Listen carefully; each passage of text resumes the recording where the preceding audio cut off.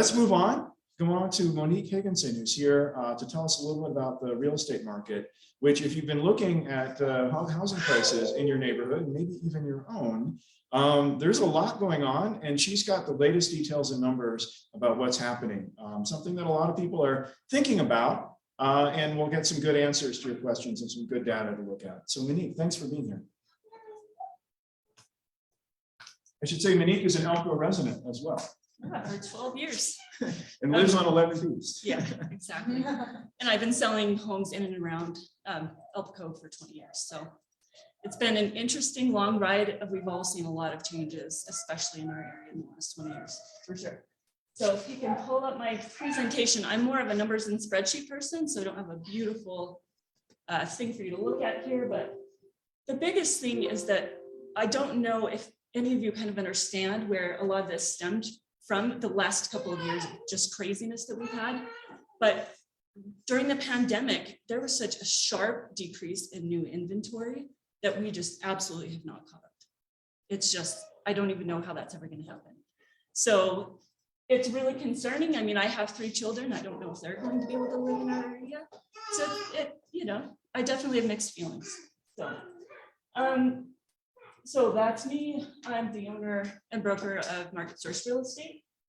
So kind of something I thought that would be interesting is to look at Salt Lake County and then look at 84105, which is basically our area. Obviously expands a little bit beyond that. But so the average days on market in the last 30 days in Salt Lake County was 13, which is just so low. I mean, really in a balanced market, less than a 30-day marketing time is considered a fast sale. The average asking price, 627, average sold price of 645. And that means the average sales to list price ratio is 103%. And I guarantee you, there are some that are going for 120 and there are some that are going for a little bit less. So, you know, it's fierce. I mean, I remember probably 10 years ago looking at stats and just being shocked, you know, that we were getting close to 100 after the, you know, the big real estate crisis. So if you go to the next. So current inventory of homes in Salt Lake County, and I want to qualify that because it's single family units, not multifamily, not commercial, not land, because just for consistency in numbers. We only have 1226 active listings in the entire Salt Lake County. And that's insanity for sure. There's 2153 homes that are basically under contract. So those will be closing in the next month. And if you go to the next. So the recent sold inventory in Salt Lake County, there were 1310 homes sold in the last 30 days. So, I mean, just looking at the numbers, you can see that we're replacing or we're selling every last home in the market every 30 days. And it's getting a little bit better, but not nearly enough. So if you go next. This is a little bit hard to see, so I'd like to kind of just point if that's not too funny. So here, second quarter of 2019, we had 7,000 listings. Then the so literally in such a short time. So that's why you can see that, you know, we just have such a short of inventory and it keeps dropping and dropping more. And so of course the price just keeps going up. And this is just Salt Lake County. This isn't even our area, which is even very different. So the blue line there is median price, sale price. Yes. So that is the thing that's climbing. Yeah, very steadily. Yeah. Yep. Wow. Absolutely. But inventory is also, as you can see, those are our seasonal dips, right? Every winter, summer, those are kind of the cycles, but it's just getting lower and lower and lower because of demand.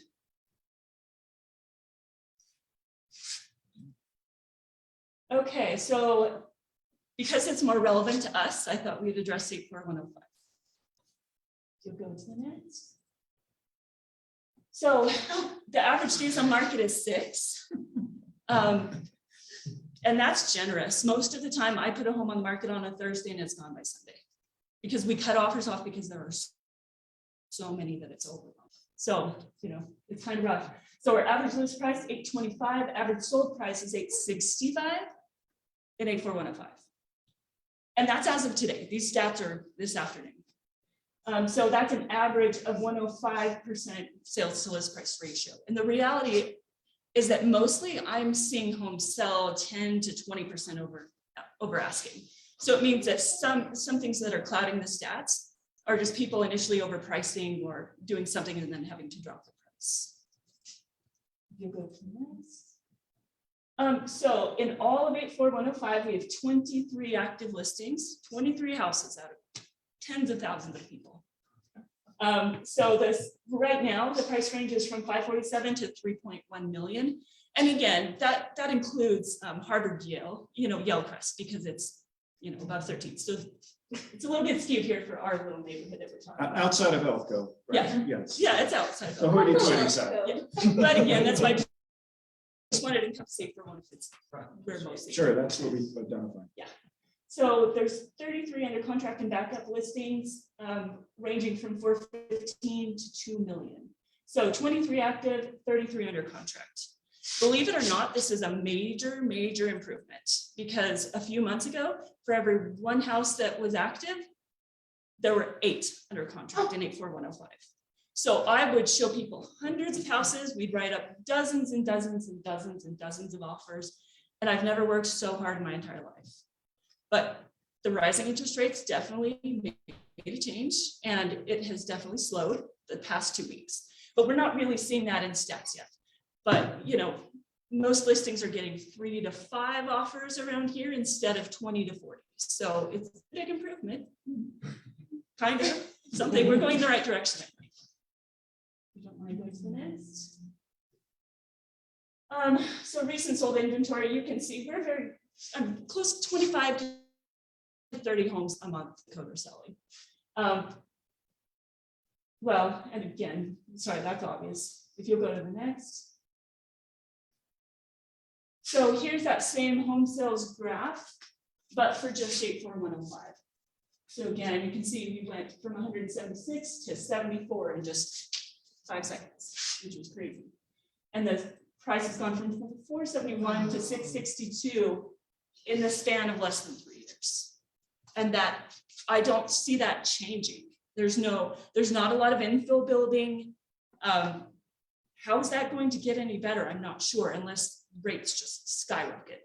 We have so much in-migration into our state for people moving here. There's natural population growth, and there's a lack of building. And I'll keep my opinions to myself, but I think we do need to look at more and more density as much as we can, or it's going to be a terrible crisis. So you don't think it's a bubble? No, not here. There's zero indication of a bubble. The biggest difference is that in 2007, I remember I could get somebody a house, it like went 41% to their debt to income ratio. They bought the very most that they could. They had 5% down. So guess what? When things get hard or they can't afford their sewer problem, they walked. So now people are paying, are most offers cash offers? They are not. It's around 15 to 20%. Oh, really? I know, and that's not what people think. Could you, 15 to 20% cash offers, Yeah. just because people in the audience might not. Well, and that's here. Okay. That's a very different story in different markets. Yeah. Oh, And the other thing that I'm observing is that most of my clients that are buying here, if they're not cash, they're putting down at least 20%. They're qualifying on one of their incomes, not both. So consumer habits are really, really, really responsible. And I think that's definitely going to help us not be in any kind of a bubble. So our market conditions are just, there's too much demand, there's too many good factors, but that just means we have a big problem on our hands. So, what's next? So we kind of talked about most of this, but I did want to point out a traditional balanced market. I mean, in the last 20 years when I've been in the business, 1 to 3 months seem to be pretty quick to sell a house. And in a balanced market, it's 3 to 6 months. So 6 days, 13 days, it's just crazy. So that's kind of, yeah, it shows you where things are. And there's one last one, if you don't mind. Oh, okay, got it. Yep, sorry. Yep. This is just, again, kind of my summation is that there's just such demand. There's absolutely such demand that I don't see any way that things are going to change very much for a while. The economics just make sense. for it to keep going this way. So I think that we're not going to see any major shifts until rates either skyrocket or some crazy economic event happens. I just have no idea how things will slow down. For those of us who aren't very good at math, can you explain why rising interest rates will cause a decrease in demand? Is that right? Is that what it would do? It does, because unfortunately, though, what it means is that the bottom end of the market, the people that, you know, they were just trying to buy something for $350 and now rates are 2% higher, they no longer qualify. So they give up, they go rent, they go move in with family, they do something else. So that definitely decreases demand. Because it's harder to borrow money. Is that right? Yeah, and so people Okay. just simply. It's more expensive to borrow money. It's just a bigger monthly payment. When you have a higher interest rate. Right, but it literally knocks a lot of people out of being qualified. So sorry, that was a lot of data and information, but are there any specific questions that I can answer for anybody? I'll give you a lot, sorry. I guess I've got one. Yeah. For people who are maybe empty nesters in their 50s or 60s, thinking about moving, is this the time to do it, to sell their house? And I mean, what are the, you know, you always want to kind of take advantage of a good market. Is this the time to do it? Or what are the questions that they should be asking? Well, interestingly enough, the luxury market isn't being affected at all yet. It's really the market, kind of the semi-luxury market between $550 and $900. That market is a lot more sensitive to the rates that are in play now by going up. So I don't think so. I think that you can just wait until it's the right time. Okay. I don't see it again. I think we may level off a little bit, but I don't see any kind of decline. Any kind of decline happening? Correct. Okay. Gotcha. So you don't need to jump on it right now, perhaps, if you're not ready. No, and I have some Yeah. clients where I'm like, hey, I don't think rates are going to move too much. There's increasing inventory. Why don't you just sit and wait for the right thing to come up instead of just fight to the death for a house now? You know, so I feel like things are maybe not equalizing, but leveling off and being a little bit more favorable for buyers, meaning they can actually get a house. What number is it jumping on now? About 650, I think 647. So they did increase it from 6 to 647. And that helps, it really does.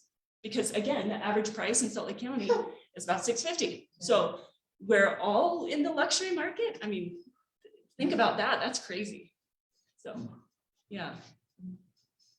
Questions from our online audience for Monique? You can chat them in, or can you double check? Don't see any yet. Is this affecting all cities, Monique? Is this, or is Salt Lake kind of one of those sort of more hot spots around the country? It's absolutely a hotspot around the country. Okay. Yeah, 1000%. I mean, unfortunately, so I mean, living right here attracts a certain diverse kind of group of people, but I would say at least a third of my buyers are from California, New York. They're from large markets and they have plenty of money and they're not afraid of it. And this is a slower, nicer life for them where everything's more affordable. So I don't see that slowing down. Also, again, remote work has really changed things for people.